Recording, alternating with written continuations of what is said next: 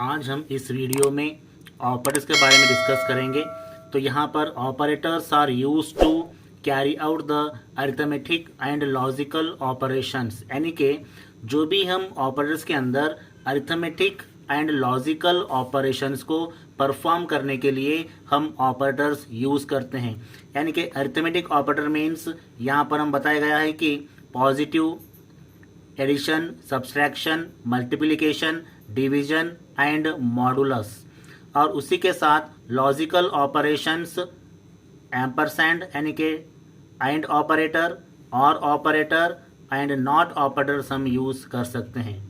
तो यहाँ पर ऑपरेटर्स एक्ट एज कनेक्टर्स, यानी कि ऑपरेटर्स हम दो ऑपरेंड के बीच में कनेक्शंस करने के लिए हम ऑपरेटर्स यूज करते हैं। एग्जाम्पल देखते हैं यहाँ पर a प्लस बी, ए और बी दो ऑपरेंड्स है, दो ऑपरेंड्स को कनेक्शन करने के लिए हम ऑपरेटर को यूज कर सकते हैं। नेक्स्ट हम देखेंगे टाइप्स ऑफ ऑपरेटर्स। तो हमने यहाँ पर देखते हैं कि सी ऑपरेटर्स, यानी कि हमारे पास अलग अलग तरीके के ऑपरेटर्स हम यूज करते हैं। सबसे पहले देखते हैं unary operators. Unary means single operator, यानी कि ऑपरेटर हम एक सिंगल ऑपरेंड के साथ यूज करते हैं, यानी कि प्लस ए, तो उसे कहते हैं हम यूनरी ऑपरेटर। और हम देखते हैं binary operators. Binary means two, तो यहाँ पर दो ऑपरेंड्स के साथ हम एक ऑपरेटर यूज करते हैं, उसे कहते हैं बाइनरी ऑपरेटर्स। नेक्स्ट आता है ternary operators. Ternary operators means हमने यहाँ पर थ्री ऑपरेंड के साथ हम ऑपरेटर यूज करते हैं, यानी कि a plus b plus c. तो अब हम देखते हैं next unary operators. Unary operator means single operands, an operator that act upon only one operand is called the unary operators, यानी कि एक ऑपरेटर के साथ हम सिर्फ एक ही ऑपरेंड यूज करते हैं, उसे कहते हैं हम यूनरी ऑपरेटर्स। एग्जाम्पल हम देखते हैं यहाँ पर प्लस ए प्लस बी, सिंगल ऑपरेंड के साथ हम जो ऑपरेटर यूज करते हैं उसे कहते हैं हम यूनरी ऑपरेटर्स। तो एग्जाम्पल हम देखेंगे यहाँ पर unary minus, any positive operand associated with unary minus operator gets its value changed into negative, यानी कि जो भी हमारे पास पॉजिटिव वैल्यू है वो यूनरी माइनस ऑपरेटर के अंदर उस वैल्यू को हम चेंज होता है, क्या होता है, नेगेटिव। एग्जाम्पल देखेंगे a is equal to 3, b is equal to 4। तो यहाँ पर c is equal to a plus b, तो यहाँ पर दो वैल्यूज है, a is equal to 3, b is equal to 4, यानी कि दो वैल्यू में जो सबसे मैक्सिमम वैल्यू है उस वैल्यू को हम माइनस हो जाएगा। तो यहाँ पर a is equal to 3, b is equal to 4, तो यहाँ पर 3 एंड 4 के बीच में 4 मैक्सिमम वैल्यू है, इसलिए यहाँ पर 3 एज इट इज रहेगा प्लस एज इट इज, यहाँ पर प्लस 4 को माइनस 4 होगा, यानी कि c इज इक्वल टू -1। अब हम नेक्स्ट देखेंगे binary operators. These operators act upon two operands, hence the name operators of binary, यानी कि हमने ऑपरेटर्स यहाँ पर दो ऑपरेंड्स के साथ यूज करते हैं, उसे कहते हैं हम बाइनरी ऑपरेटर्स। एग्जाम्पल अभी हमने देखा था a प्लस बी, तो यहाँ पर दो ऑपरेंड्स है, दो ऑपरेंड्स के साथ एक ऑपरेटर हम यूज करते हैं, उसे कहते हैं बाइनरी ऑपरेटर्स। तो हमने यहाँ पर देखते हैं कि बाइनरी ऑपरेटर्स के अंदर कितने टाइप्स हम यूज करते हैं। सबसे पहले हम यहाँ पर देखते हैं arithmetic operator, logical operator, relational operator and bitwise operators. अब हम वन बाय वन ऑपरेटर्स के बारे में डिस्कस करेंगे। सबसे फर्स्ट हम यहाँ पर देखेंगे arithmetic operators. Arithmetic means mathematical operators. Arithmetic operators are used to perform the basic arithmetic operators, यानी कि अरिथमेटिक ऑपरेटर्स के अंदर हम यहाँ पर मैथमेटिकल ऑपरेशंस को परफॉर्म करते हैं। तो हम एग्जाम्पल देखते हैं addition, subtraction, multiplication, division and यहाँ पर मॉडुलस हम यूज करते हैं। तो यहाँ पर हम देखते हैं कि ऑपरेशंस और ऑपरेटर्स। ऑपरेशंस, एडिशन ऑपरेशन को हम प्लस ऑपरेटर यूज़ करते हैं, सब्सट्रैक्शन ऑपरेशन को हम सब्सट्रैक्शन माइनस ऑपरेशन यूज़ करते हैं, मल्टीप्लिकेशन को हम मल्टीपल यूज़ करते हैं, डिवीजन को डिवाइड यूज़ करते हैं, और मॉडुलस को हमने ऑपरेटर यूज़ करते हैं परसेंटेज। तो हम एग्जाम्पल यहाँ पर देखेंगे। Example a is equal to 10, b is equal to 5। तो यहाँ पर एडिशन के लिए a प्लस b यानी कि a is equal to 10 plus 5 is equal to 15, a minus b 10 minus 5 is equal to 10 minus 5 is equal to 5। Next a multiplication b is equal to 10 into 5 is equal to 10 into 5 is 50।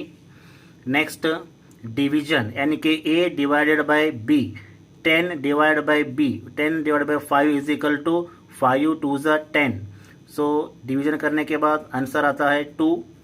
अब हम देखेंगे modulus a modulus b। यहाँ पर a value 10 है, modulus means divide by 5। तो modulus means हम reminder value find करने के लिए मॉडुलस यूज करते हैं।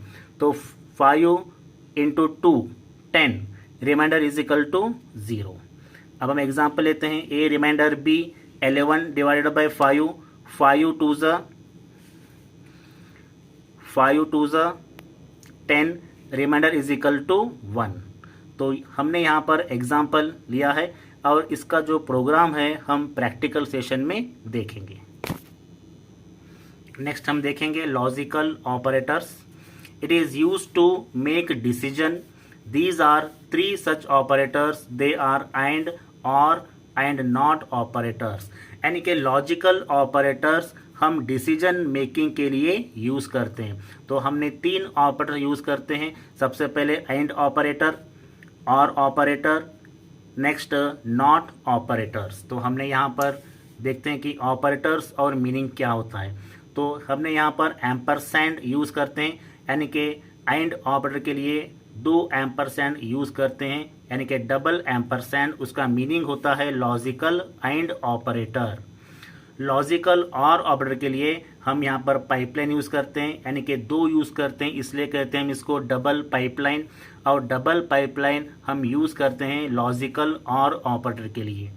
नेक्स्ट ये सिंबल है एक्सप्लेनेशन। तो ये सिंबल हम लॉजिकल नॉट ऑपरेशन के लिए यूज़ करते हैं। तो हमने यहाँ पर देखेंगे लॉजिकल एंड ऑपरेशन कैसे वर्क होता है। तो सबसे पहले logical and operation. Logical and operation यानी कि हमने प्लस करने के लिए यूज़ करते हैं, यानी कि 2 वैल्यूज़। तो यहाँ पर ऑपरेंड 1, ऑपरेंड 2, और यहाँ पर हमें आउटपुट आता है इनपुट 1, इनपुट 2, आउटपुट। तो यहाँ पर एक कंडीशन है लॉजिकल एंड ऑपरेटर के अंदर, if both inputs are true, output is true. If anyone is false, output is false. तो हम यहाँ पर देखेंगे इनपुट 1, इनपुट 2, आउटपुट क्या आएगा।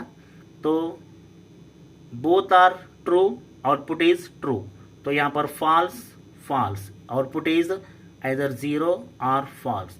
हमने फॉल्स के लिए यफ लेते हैं या फिर हम 0 मेंशन कर सकते हैं। तो यहाँ पर क्या है, फॉल्स, यहाँ पर ट्रू है। Both are true, answer is true. तो एक फॉल्स आने के बाद आंसर इज फॉल्स।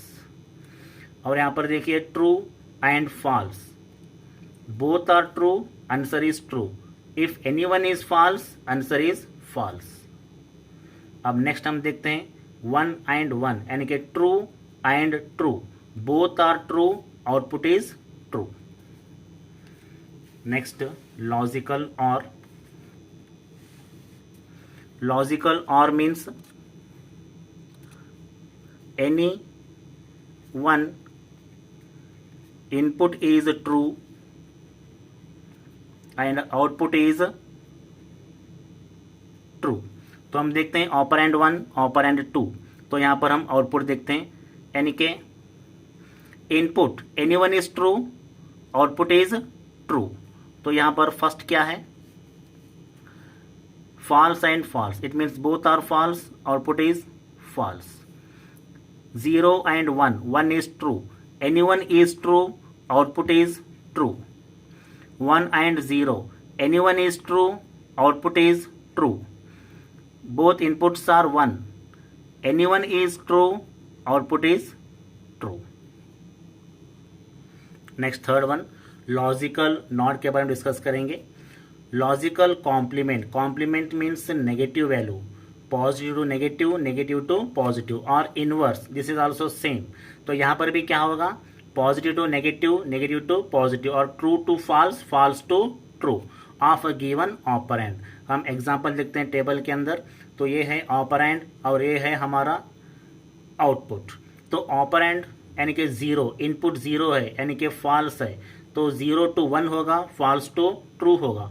तो यहाँ पर 0 to 1, फॉल्स टू ट्रू.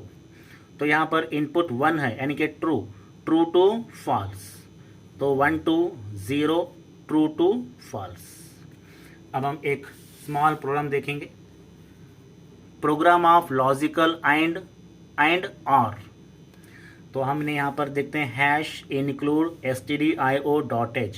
ये क्या है, हमारा एक हेडर फाइल है, यानी कि हमने यहाँ पर pre processor statement hash symbol से यूज़ करते हैं, और यहाँ पर standard input output dot header files, यानी कि यहाँ पर जो हमारा इनपुट और आउटपुट फंक्शंस है, स्टेटमेंट है, उसे हम इंक्लूड करने के लिए हमने एक हेडर फाइल यूज़ करते हैं.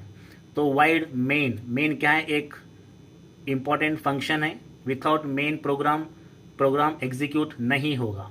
तो यहाँ पर opening brace indicate the open the program. तो हमने यहाँ पर प्रोग्राम के अंदर वेरिएबल असाइन करते हैं. इंटीजर एक डेटा टाइप है. इस डेटा टाइप के अंदर a, b, c यानी कि 3 वेरिएबल्स हम यहाँ पर असाइन करते हैं. तो इसका वैल्यू हम देखेंगे, a is equal to 4, b is equal to 3. तो अभी हम देखते हैं कि 3 कंडीशंस को हम चेक करते हैं. c is equal to a and logical and b. तो a का वैल्यू कितना है, 4, b का वैल्यू 3. सो a 3 एंड 4, तो ये कंडीशन ट्रू होगा. तो इज इक्वल टू 1. तो यहाँ पर b, a और b और c. तो यहाँ पर a वैल्यू गिवन 4 और b वैल्यू इज गिवन 3 और c वैल्यू अभी हमारा कितना है, c इज इक्वल टू 1 और 1. Condition true, answer is 1. अब a के लिए a is equal to given value 4, logical and b is equal to 3 और c value is equal to 1. Condition also true, is equal to output is 1. So printf %d यानी कि यहाँ पर %d के लिए वैल्यू a डिस्प्ले होगा, value a is equal to 1. यहाँ पर सेकेंड %d के लिए b वैल्यू डिस्प्ले होगा, b is equal to 1. Next %d के लिए c वैल्यू डिस्प्ले होगा, c इज इक्वल टू 1. तो हमारा आउटपुट क्या है, 1 1 1. तो हर बार देखते हैं हम. सो %d के लिए a वैल्यू डिस्प्ले होगा, तो यहाँ पर a is equal to 1 value display होगा. नेक्स्ट %d के लिए b वैल्यू डिस्प्ले होगा, so b is equal to 1 value, यहाँ पर 1 आ गया. और नेक्स्ट %d के लिए c वैल्यू डिस्प्ले होगा, यानी कि c इज इक्वल टू 1, यानी कि हमारा आउटपुट 1 1 1. और यही प्रोग्राम हम प्रैक्टिकल सेशन में भी देखेंगे. सो नेक्स्ट देखेंगे इंक्रीमेंट ऑपरेटर. इंक्रीमेंट का मतलब होता है increase the value. This operator is used to increment the value of an integer quantity by 1. यानी कि जो इंक्रीमेंट ऑपरेटर है, इस ऑपरेटर हम इंक्रीमेंट करने के लिए यूज़ करते हैं. जो भी हमारा इंटीजर वैल्यू है, उस वैल्यू को हम इंक्रीमेंट करने के लिए यूज़ करते हैं, लेकिन वो इंटीजर वैल्यू सिर्फ 1 और 1 ही इंक्रीमेंट हो सकता है. तो हमने उसे रिप्रेजेंट करते हैं डबल प्लस सिंबल से. तो हम एग्जांपल लेते हैं, a इज इक्वल टू 3. तो हमने यहाँ पर दो प्रकार के इंक्रीमेंट यूज करते हैं, एक है पोस्ट इंक्रीमेंट और एक है प्री इंक्रीमेंट। पोस्ट इंक्रीमेंट में फर्स्ट वैल्यू डिस्प्ले होगा, उसके बाद इंक्रीमेंट होगा। एग्जांपल देखते हैं, तो यहाँ पर a इज इक्वल टू 3, तो सबसे पहले यहाँ पर पोस्ट इंक्रीमेंट के अंदर a वैल्यू 3 डिस्प्ले होगा, और उसके बाद सेकेंड क्या है, यहाँ पर प्री इंक्रीमेंट, फर्स्ट इंक्रीमेंट होगा, उसके बाद वैल्यू डिस्प्ले होगा। ये वैल्यू कितना है, 3 है, तो यहाँ पर फर्स्ट इंक्रीमेंट कितना होता, so 3 plus 1 is equal to 4 value, यानी कि फर्स्ट वैल्यू 4 हो गया। अब हम देखेंगे प्रोग्राम के अंदर, C program illustrate the increment operators, hash include stdio.h। अभी अभी पिछले वीडियो में हम इसके बारे में डिस्कस किया था। तो वाइड मेन, तो ओपनिंग ब्रेस, तो यहाँ पर हम इंटीजर एक डेटा टाइप है, इस डेटा टाइप के अंदर a इज इक्वल टू 3 और b is equal to 6 value हम यहाँ पर असाइन करते हैं। तो असाइन करने के बाद यहाँ पर प्रिंटफ में क्या वैल्यू प्रिंट होता है, a is equal to %d, तो यहाँ पर हमने न्यू लाइन लेते हैं, यानी कि दो वैल्यू हम प्रिंट कर रहे हैं, तो दो वैल्यू अलग अलग लाइन पर प्रिंट होने के लिए या फिर न्यू लाइन पर प्रिंट होने के लिए हम न्यू लाइन यहाँ पर यूज़ करते हैं। तो यहाँ पर क्या है, a प्लस प्लस, यानी कि a वैल्यू 3 है, तो पहले यहाँ पर क्या डिस्प्ले होगा, a is equal to value 3 display होगा। उसके बाद next printf, b is equal to %d, new line, तो b इज इक्वल टू कितना वैल्यू है हमारा, 6 वैल्यू है, तो यहाँ पर फर्स्ट इंक्रीमेंट होगा, उसके बाद b वैल्यू डिस्प्ले होगा। तो यहाँ पर क्या होता है, b is equal to 6, 1 plus 6 is equal to 7, तो हमें आउटपुट आता है, so a is equal to 3 value, b is equal to 7 value, और ये भी प्रोग्राम हम प्रैक्टिकल सेशन में देखेंगे। नेक्स्ट हम डिस्कस करेंगे decrement operator. Decrement means decrease the value, यानी कि जो भी हमारा इंटीजर वैल्यू है उसे 1 बाय 1 डिक्रीमेंट करने के लिए डिक्रीमेंट ऑपरेटर हम यूज करते हैं।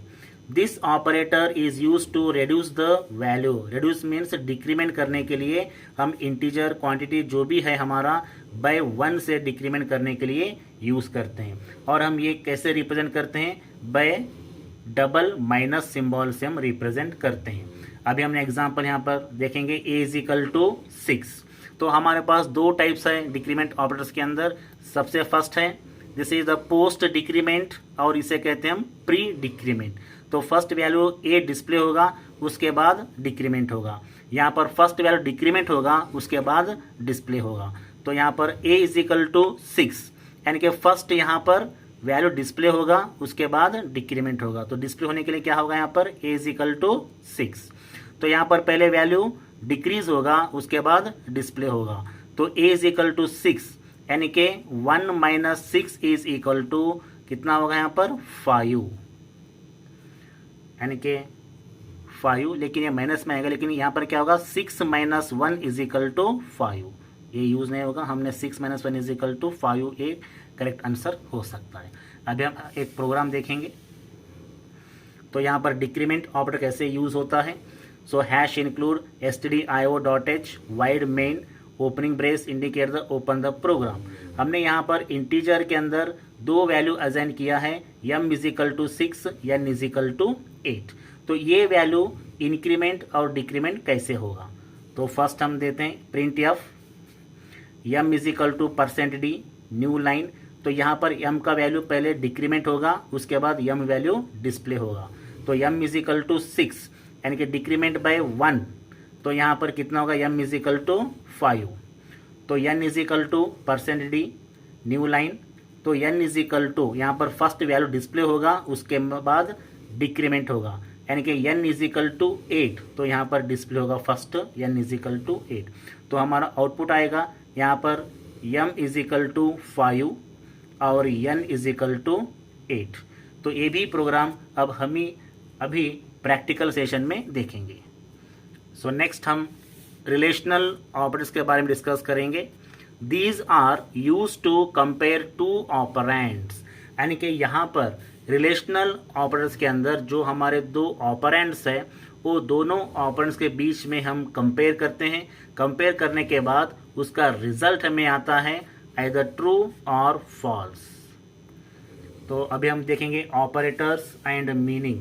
तो यहाँ पर operator meaning is less than, lesser than, less than or equal to, greater than, greater or equal to और नॉट इक्वल टू। यानी कि ये सभी ऑपरेटर्स हम दो ऑपरेंड के बीच हम यूज़ करते हैं और हमारा रिजल्ट आता है आइदर द रिजल्ट आता है ट्रू और फॉल्स। हम एग्जांपल लेंगे, a is less then b, यानी कि a value 10 is less then 20 और 15। तो इसे दोनों के बीच में हम कंपेयर करते हैं, कंपेयर करने के बाद रिजल्ट ट्रू और फॉल्स हमें मिलता है। 10 इज लेस देन 15 यानी कि result is true. Next, a is less than or equal to b। तो यही एग्जांपल लेंगे हम, 10 is less than or equal to 15। तो यहाँ पर 10 is less than 15, 10 is equal to 15 यानी कि फर्स्ट वन ट्रू है, आंसर इज ट्रू आ जाएगा। यानी कि नेक्स्ट हम एग्जांपल लेंगे, सैलरी इज इक्वल टू 10,000।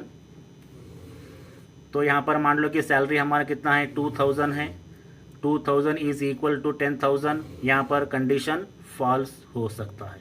तो इस प्रकार के जो दो ऑपरेंड्स के बीच में कंपेयर करने के बाद रिजल्ट ट्रू होगा या फिर फॉल्स हो सकता है। अब हम एक स्मॉल प्रोग्राम देखेंगे यहाँ पर, program to check whether given two numbers. तो दो नंबर में क्या हो रहा है यहाँ पर देखेंगे। सो हैश इंक्लूड stdio.h यानी कि स्टैंडर्ड इनपुट आउटपुट इंक्लूड करने के लिए हम ये स्टेटमेंट यूज़ करते हैं, मेन फंक्शन यहाँ पर यूज़ करते हैं। और उसके बाद इस प्रोग्राम के अंदर इंटीजर एक डेटा टाइप है, इस डेटा टाइप के अंदर हम x is equal to 2 and y is equal to 2 हमने यहाँ पर मेंशन करते हैं। तो यहाँ पर एक इफ कंडीशन है, x is equal to y। तो यहाँ पर x value 2 is equal to y is equal to 2। Condition true होने के बाद प्रिंटफ फंक्शन से हमें a आंसर डिस्प्ले होता है, यानी कि x and y are equal. Practical session में हम देखेंगे अरिथमेटिक ऑपरेटर्स के बारे में। तो यहाँ पर हमने सबसे फर्स्ट लिखा है हैश इंक्लूड stdio.h यानी कि जो भी हमारा इनपुट आउटपुट फंक्शन है, प्रिंटफ स्कैनफ फंक्शन तो यहाँ पर इंक्लूड करने के लिए हमने हैश इंक्लूड stdio.h यूज़ करते हैं। नेक्स्ट आता है conio.h यानी कि यहाँ पर console input output functions include करने के लिए हम यूज़ करते हैं। यानी कि इनपुट आउटपुट फंक्शंस, तो यहाँ पर सबसे फर्स्ट आता है क्लियर स्क्रीन यानी कि जो प्रीवियस आउटपुट क्लियर करने के लिए यूज़ करते हैं। नेक्स्ट आता है गेट ch, तो ये दोनों भी हमने कोनियो इनपुट आउटपुट के अंदर यूज़ करते हैं। नेक्स्ट है मेन फंक्शन, मेन फंक्शन से हम प्रोग्राम स्टार्ट करते हैं। उसके बाद इंटीजर डेटा टाइप्स के अंदर a और b वेरिएबल को हम डिक्लेयर करते हैं और डिक्लेयर करने के बाद मैथमेटिकल एक्सप्रेशंस को कैलकुलेशन करने के लिए सम, सब्सट्रैक्शन, मल्टीप्लिकेशन, डिवीजन और रिमाइंडर भी हम यहाँ पर डिक्लेयर करते हैं। और उसके बाद 1 बाय 1 हमने a इज इक्वल टू 10 और b is equal to 5 value को भी हम यहाँ पर डिक्लेयर करते हैं। और उसके बाद sum is equal to a plus B calculation करने के लिए यूज़ करते हैं, subtraction is equal to a minus B, multiplication is equal to a into B, division is equal to a divide by B, remainder is equal to ये remainder B हम calculation करने के लिए फार्मूला यूज़ करते हैं। और ये formula use करने के बाद यहाँ पर जो कुछ भी वैल्यू होगा उस वैल्यू को हमने डिस्प्ले करने के लिए प्रिंटफ स्टेटमेंट यूज़ करते हैं। यानी कि new line sum is equal to %d sum. %d हम इसलिए लिए हैं क्योंकि हमारा सम वैल्यू इंटीजर में है, इसलिए हम %d यूज़ करते हैं। तो जो भी सम वैल्यू होगा यहाँ पर डिस्प्ले होगा। और उसी तरह subtraction value, next multiplication value, next division value, next remainder value यहाँ पर डिस्प्ले होगा। अब हम देखते हैं कि कंपाइल करते हैं, उसके बाद प्रोग्राम को रन करते हैं और उसके बाद हमने यहाँ पर रिजल्ट देखते हैं। सम इज इक्वल टू 15 और लास्ट में रिमाइंडर इज इक्वल टू 0 हम यहाँ पर 1 बाय 1 आंसर देख रहे हैं। और उसके बाद हम नेक्स्ट प्रोग्राम लेंगे,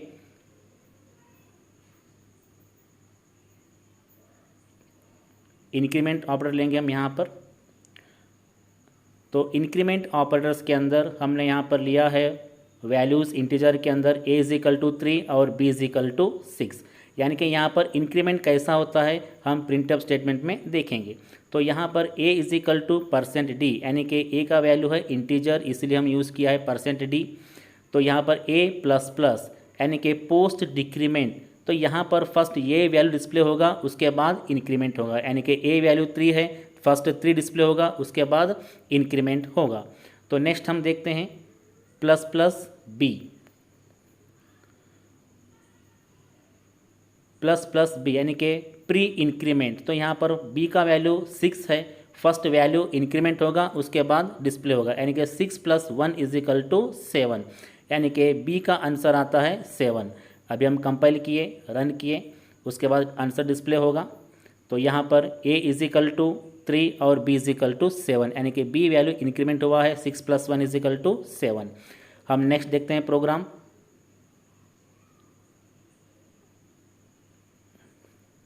तो नेक्स्ट है डिक्रीमेंट ऑपरेटर।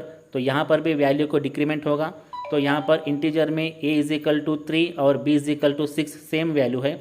तो यहाँ पर हमने सबसे पहले प्रिंट कर रहे हैं a वैल्यू।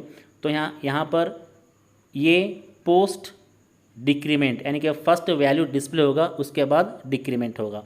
तो a वैल्यू 3 है, तो फर्स्ट a वैल्यू = 3 डिस्प्ले होगा, और उसके बाद माइनस माइनस b यानी कि यहाँ पर प्री डिक्रीमेंट यानी कि फर्स्ट वैल्यू डिक्रीमेंट होगा, उसके बाद डिस्प्ले होगा।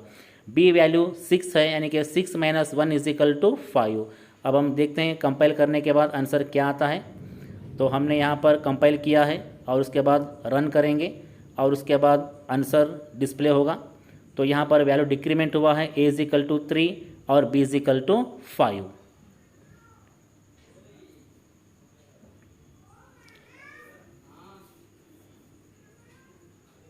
अब हम नेक्स्ट देखेंगे लॉजिकल ऑपरेटर्स के बारे में। तो यहाँ पर हमने लिया है इंटीजर के अंदर a b c यानी कि 3 वेरिएबल्स को हम यहाँ पर डिक्लेयर किया है, और a का वैल्यू रखा है 4 और b का वैल्यू रखा है 3, यानी कि a = 4 b = 3। तो हमने यहाँ पर सबसे first c = a and b यानी कि a